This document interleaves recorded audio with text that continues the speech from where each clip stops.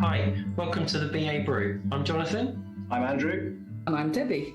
Today's podcast is to celebrate the launch of the new third edition of the Business Analysis Techniques book, 123 Essential Techniques for Business Analysis Success. Andrew, what's your favourite business analysis technique? Well, I'm not sure I have a single favourite one. There are loads that I would put in that list, but I guess I might pick out something like a power interest grid because of firstly, it's a very simple technique for people to understand and people to use, but it stimulates a lot of conversation, discussion about stakeholders, and obviously stakeholder engagement is a massive part of being a BA. And then when you've done it, it provides you with something that you can use for all sorts of things, for stakeholder engagement, for communication planning, for setting up governance structures. And I think it's just it's a technique that people seem to love using and find really useful. Debbie, have you got a top one? Well, it's quite interesting really, because I love techniques. Okay. I like analysis. I like techniques. That's my thing. And some of the techniques that I really like are things like decision tables, because I really like logic. So this makes me now sound like the geek in the techniques world, but I really like logic and I love decision tables because you can use them to really be so clear about business rules, which I think are quite often overlooked. But the technique that I think I use absolutely the most is CATWOE, which is going to be, I know, the controversial one. Yes, there's a sharp intake of breath from the crowd, because that W is so useful. Actually asking yourself, where is this person coming from? What's their agenda? Is there an agenda? What do they think is important? Where are their priorities? That really helps. And aligning it with what Andrew's just said about the power interest grid, together, those two techniques are just a fantastic set. Interesting. So I'm going to answer my own question. Excellent. And I can't choose a single technique, but I think my favourite techniques are ones that look at concepts, the ones that look at ideas. And the types of techniques that I'm thinking of are things like capability models, value streams, the business use case diagrams, probably my current favourite technique, because what they allow me to do is to look at concepts and test out ideas and build common understanding with the people that I'm working with. And one of the things I really like about them is that they don't constrain how we move forward with our solutions in quite such the same way as more detailed techniques. So I like them because they help to capture the logic, but I can use them to test out ideas with the team to help push things and ideas forward. And they show, lots of them are very customer centric, so showing the stakeholders, the actors around my business use case diagram or the customer on my value stream. I just find them really useful to test out the logic and to work with people. Thank you. Should we take a look at undervalued techniques? What sort of techniques do you think are underrated or overlooked? And Debbie, do you want to go for this one to start off with? Yeah, that's a really interesting one, because I think there's quite a few, because if you look at it the other way round, and I know Andrew is very keen on some of these techniques, there are some techniques like user stories that everybody uses. Well, not everybody, but lots of people, okay? And quite a few people use use cases as well. And then you've got sort of investigation techniques like what I call the ubiquitous workshop, because if there's a project, we've got to have a workshop type of thing. And I think that means that you can end up with a really small toolkit, you see, and then keep rolling the same ones out. So in terms of undervalued, to be honest, do many people actually draw class models? What do you reckon, Andrew? I was going to mention class models because I would say, from my experience, it's not a technique that's that widely used by BAs. It won't surprise you, Debbie, to discover that I think it should be. Then I've got a very strong modelling background, but again, once you get your head around the technique, you can again documenting business rules, as you just said, finding out more about the data and the data requirements, a really powerful technique for a BA to use. But I would say that's both undervalued and underused, I reckon. Yeah, I agree. And I think sometimes, and this is why we originally started thinking about writing this book, to be honest with you, because we wanted to say there are loads of techniques, and actually in a given situation, some of them are going to be really, really helpful. Yes. So, understand them. And it's funny. I was actually thinking this morning, well, you might not think it's funny. I thought this was funny. I was thinking about business analysis, okay? And I was thinking about business analysts and working in companies. And I thought somebody ought to draw a customer journey map of a business analysis piece of work. And I thought, I think I'll do that. So I haven't done it yet because I haven't had time. But don't you think that's the great thing about techniques, is you can use them in all sorts of different situations and they help you find stuff out? Yeah, I think the need for the toolkit, it's more than ever. We've got to have a toolkit. And one of the things I like about the techniques in the toolkit is that we can apply them to ourselves and to our own working practices to try and understand and improve how we do our work. Yeah, I thought you thought about business analysis all the time, Debbie. I didn't realise there was ever a gap in that process. Well, actually, on that subject, you can't see it, but to my right is a whiteboard, which is already quite sad. And on that whiteboard is a list of things to do, and they are all Moscow prioritised. Oh, Andrew, I'm just in awe, actually. That's absolutely in awe. Although I have been using the technique for 25 years, so... therefore, I'm quite a big fan.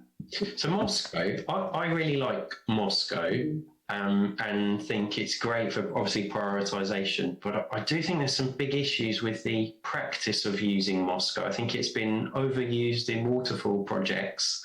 And it's one of those techniques where we need to go back to basics and work out what's the difference between the must and the should. And when is it that we'll have a could in our priority list, and the W, I think, is the most misused. Want to have it, won't get this time. And I know there are other versions of that, but it's out of scope, and people seem to move it around in terms of what the definitions are of those particular techniques. And I think it's one of those techniques that's quite often misunderstood and misapplied. Obviously not by you, Andrew, though. Well, the problem is there are different definitions of Moscow. The BCS definition is slightly different to other definitions, and all companies have their own. And it's the W that actually most commonly varies, in my experience. But the key thing is that everyone who's working using that technique needs to understand, here, this is what these four things mean. And I think that bit's often missing. It's another example of a really simple technique that's actually quite challenging to apply and get it right. Yeah. I'm going to throw in an underrated technique that I really like, and it's the Johari window. And this is where... I was going to talk about that. Oh, well, I've stolen your thunder there. And you use this to understand what you know about yourself and what's known to others, and then you use it to understand what others know and you don't know, and the things that are in your blind spot. And I think it's one of these techniques that business analysts can pick up to use to improve their self-awareness. And I think there's quite a few different tools like this, but it's just one of those techniques that, and it is a little bit geeky, I think, the Johari window, but it's one that I think is undervalued and underrated, and sometimes we should have a bit more self-awareness about our work and how we interact with others, stakeholders and whatnot. So sorry, Debbie, I've stolen thunder on that one. No. What were you going to say about Johari window? You like it as well? I really like Johari window because I think it really reminds you that there are things that other people recognize about you, but you don't recognize. And then there are the things that nobody recognizes, that's completely unknown unless it's specifically explored. So I really like it too. But when you were talking there, Jonathan, I did smile. I'm sorry. And I'm now going to lower the tone completely because, as you know, I'm a Friends, the TV program, obsessive. And I was sitting here thinking, yeah, it's like that episode of Friends where they know that they don't know that we know that they know. Does anybody know that episode? No. Cultural reference. Ooh, over my head. Yeah, sorry. It is true because basically they have this thing that some of them know something and some of them don't know that they don't know. And it always reminds me of Johari Window, which is that thing of, you don't know that they know sort of thing. And actually, when it comes to self-awareness, I think that's really quite a good technique to be aware of. Yeah, I don't think you've lowered the tone there, Debbie. It's not lowered the tone. It could have been a lot worse. You could have gone in a different direction. But for me, it shows you the importance of feedback to get the awareness, so that and constant feedback and listening and learning and trying to improve, and just a really good technique. What about controversial techniques? Are there any controversial techniques that you can think of? Well, I've mentioned CATWOE already. Well, I was going to also mention CATWOE in that I think CATWOE fits into quite a few of these categories. I think it's underused. I think it's undervalued. I think it's controversial. It's a very powerful technique, but a lot of BAs struggle with it because of its subjectivity, I think, and also maybe they're not involved at that stage of the project. So I think I put CATWOE in all of those counts. Yeah. Again, a bit like Moscow, it's a very simple technique, but very hard to master. Yeah. That's a very good summary, actually, Andrew, because that is the problem with some techniques. I can remember years ago teaching a group. I'm going to go back to this decision tables here, okay? And actually, if you understand how to put a decision table together, it is a very straightforward technique. If you don't understand how to put it together, you can get yourself into all sorts of problems with it. And that's actually, I think, one of the reasons why we put this book together as well. If I remember back all those years, it was because there are some sort of basic processes and rules really around using some techniques that makes them straightforward. But if you haven't got those basic processes and rules, they can be difficult to apply, and also they can be a waste of time because you don't actually get to the heart of them. And that, to me, is one of the issues around techniques sometimes in our sort of BA world. Sorry, Jonathan. I really struggle when there's people applying tools and techniques because they feel they should or they have to or they're being told to, and they're not thinking through which technique should I use and how should I apply it. And that's the whole concept of it being a toolkit, not a recipe. Yes. It's basically, as a BA, the breadth of your responsibilities could be enormous, and the number of techniques you could use could be enormous. And a major part of the skill is knowing that, at this moment in time, with these stakeholders and these constraints and this organization and this culture, these are the techniques that I'm going to use, and these are the techniques that I'm not going to use. And that's part of the big skill, I think. Yeah, I'm not a fan of those recipe book approaches, Andrew, as well. I think you should always apply your toolkit relative to the context you're working in. It goes back to your power interest grid, your stakeholders, and how you're going to work with your stakeholders given your opportunity or problem context. Yeah. And the culture you're in. It's really key. Yeah, I remember once a couple of years ago talking about Poppet. Now, as you know, I was one of the people who invented it. So yes, here I am talking about it, but I do think it's a really good technique. But I was talking to somebody and he said, I use Poppet in all sorts of different contexts because it is so useful as a simple framework, a memoir, and you can use it if you're investigating a problem and trying to get to the root cause of it. You can use it if you're trying to do a gap analysis because you're trying to set out where you're trying to get to. You can use it when you're moving into the more change deployments where you're trying to work out which areas you need to make sure are ready for the change. And I love that sort of thing because actually that is all contextual, and then you can sort of vary it as you go along, but you've got a simple technique there that you can just keep in your mind and just roll it out whenever you think it's useful. Yeah. What's not to love? Yeah.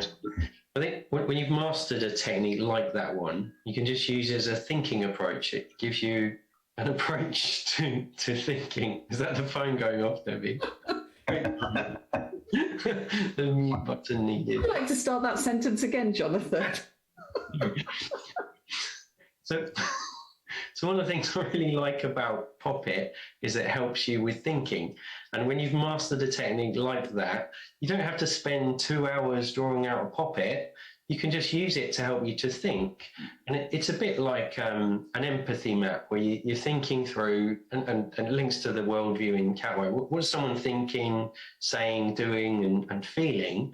And there's a structured technique and you can absolutely write it down, but it's a lot better if you can just think that through and have conversations, because you're comfortable. But these techniques are just an aid for thinking and that discussion, I think.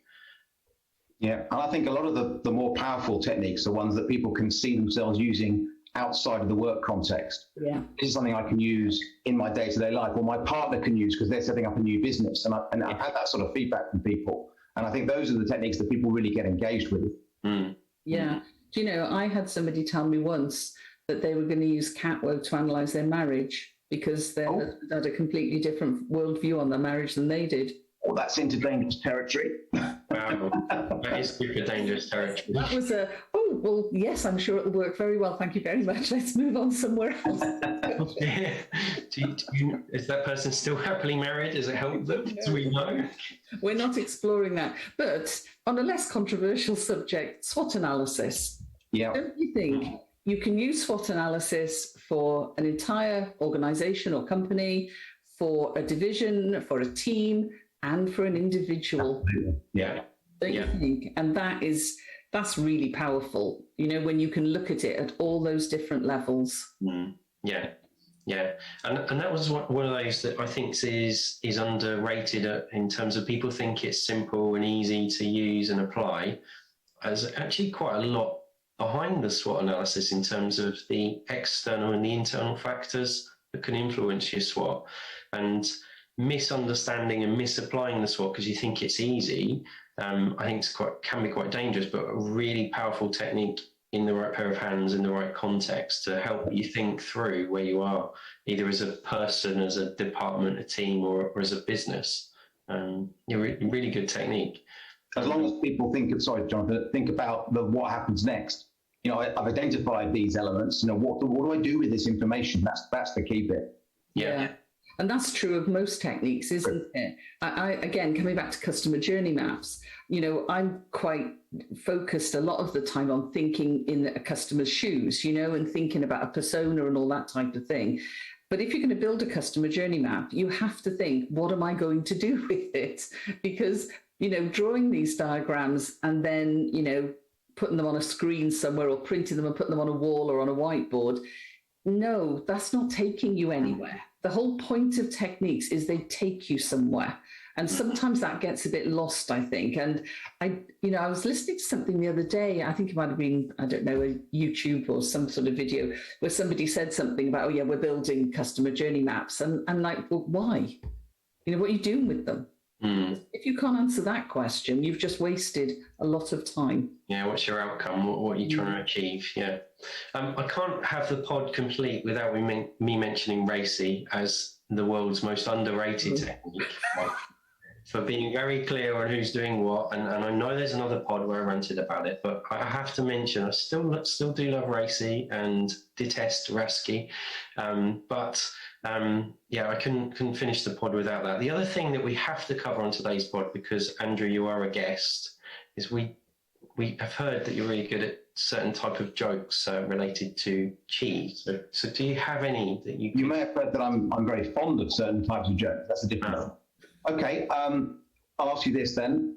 What sort of cheese would you use to hide a small horse? I don't know. I don't know, Andrew. What sort of cheese would you use to hide a small horse? You'd use mascarpone. Well, and they don't get any better, I'm afraid. I'm astounded by that and think that is the point at which we should say thank you for listening. I hope you've enjoyed today's pod. Any ideas for future podcasts, please send them through to babrew@AssistKD.com. And if you'd like to share any cheese jokes with us, we'd also be grateful to hear. Always looking for new material. We're always looking for new material for Andrew. Thank you. Bye. Thank you.